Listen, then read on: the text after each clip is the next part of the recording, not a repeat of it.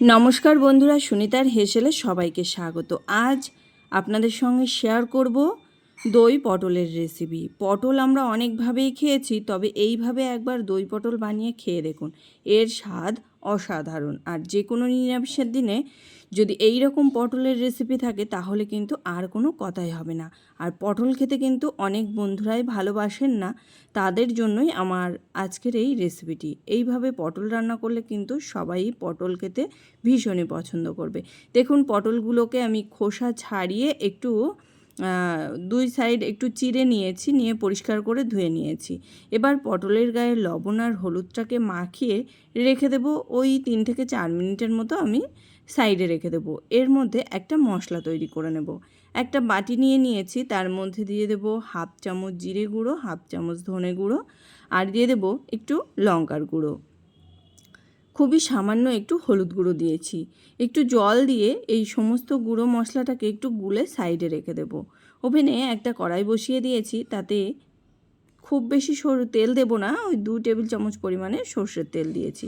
রান্নাটা আমি সর্ষের তেলেই করছি, তবে আপনারা চাইলে কিন্তু সাদা তেলেও তৈরি করতে পারেন। তেলটা বেশ ভালো করে গরম হয়ে গেলে এর মধ্যে আমি লবণ হলুদ মাখিয়ে রাখা পটলগুলোকে দিয়ে দিয়েছি। পটলগুলোকে এইভাবে নাড়াচাড়া করতে করতে হালকা লালচে কালার করে একটু ভেজে নেব। খুব বেশি লাল করে কিন্তু ভাজবো না। এখানে পটল ভাজা হয়ে গেছে। পটল ভাজার তেলের মধ্যেই আমি যে মশলাটা গুলে রেখেছিলাম সেটা কিন্তু দিয়ে দিয়েছি। এখানে আপনারা চাইলে কিন্তু পটলগুলোকে তুলে নিয়ে তারপরে মশলাটা কষিয়ে নিতে পারেন। আমি সেক্ষেত্রে একবারে ভাজা পটলের মধ্যেই গুলে রাখা মশলাটাকে দিয়ে পটলের সঙ্গে কষিয়ে নেব। এতে কী হবে, মশলাটাও কষানো হয়ে যাবে, পটলটাও কিন্তু বেশ ভালো করে সেদ্ধ হয়ে যাবে। স্বাদ অনুযায়ী লবণ দিয়ে পটলটাকে ঢাকা দিয়ে রেখে দিয়েছি, গ্যাসের আঁচটাকে একদম লোতে রেখে। এর মধ্যে একটা মশলা তৈরি করে নেব। তার জন্য মিক্সির জারের মধ্যে দিয়ে দিয়েছি 2টো কাঁচা লঙ্কা আর ওই 5টা মতো কাজু বাদাম একটু ছোট টুকরো করে নিয়ে জলে ভিজিয়ে রেখেছিলাম, সেটা নিয়ে নিয়েছি। আর 2 চামচের মতো টক দই নিয়েছি। সমস্ত কিছুর একটা মসৃণ পেস্ট এখানে তৈরি করে নিয়েছি। এদিকে দেখুন, মশলাটা তৈরি করতে করতে পটলটাও কিন্তু মশলার সঙ্গে কষানো হয়ে গেছে, আর পটলটা বেশ অনেকটাই সেদ্ধ হয়ে গেছে। এবার একটু নাড়াচাড়া করে নিয়েই এর মধ্যে দইয়ের মিশ্রণটাকে দিয়ে দেব। দই, কাজু বাদাম আর কাঁচা লঙ্কার পেস্ট এখানে দিয়ে দিয়েছি, আর সঙ্গে খুবই সামান্য একটু মিক্সির বাটি ধুয়ে জল দিয়ে দিয়েছি। স্বাদ অনুযায়ী একটু মিষ্টি দিয়েছি, আর দিয়েছি সামান্য একটু গরম মশলার গুঁড়ো।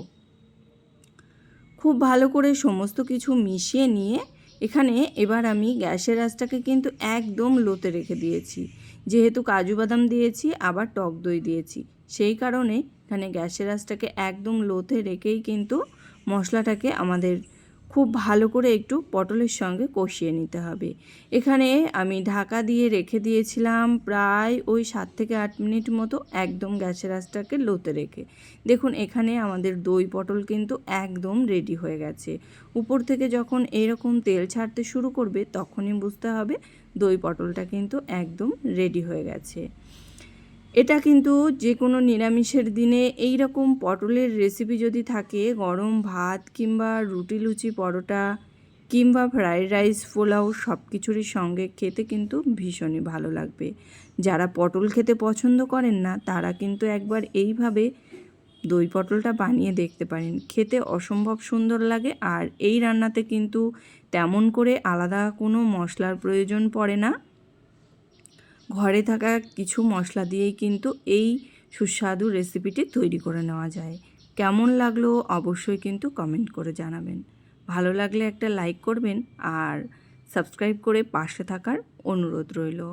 আজকের মতো এই পর্যন্তই, আবার দেখা হবে নতুন কোনো রেসিপি নিয়ে। ভালো থাকবেন, সুস্থ থাকবেন, ধন্যবাদ।